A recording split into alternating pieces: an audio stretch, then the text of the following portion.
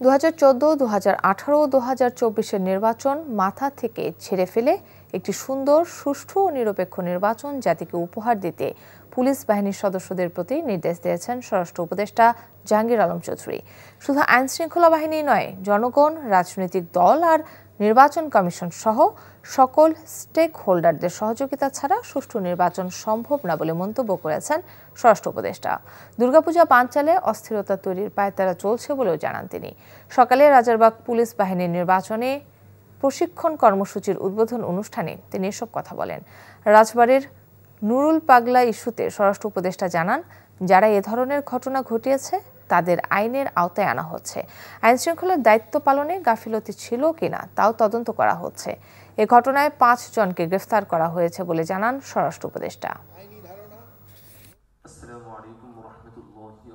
রাজনৈতিক কোন দলের পক্ষাবলম্বন, বিশেষ সুবিধা প্রদান, নিজেকে রাজনৈতিক কর্মী ভাববেন না। মনে রাখবেন, পেশি শক্তি, রাজনৈতিক এবং কুৎসিততা কখনোই শান্তি প্রতিষ্ঠা করতে পারে না। আপনারা কিন্তু রাজনৈতিক দলের থেকে একটু দূরে থাকবেন। আপনারা এখন যদি তেল দেওয়া শুরু করে দেন, আপনাদের কিন্তু নির্বাচনের পর আপনাকে তেল শেষ হয়ে যাবে।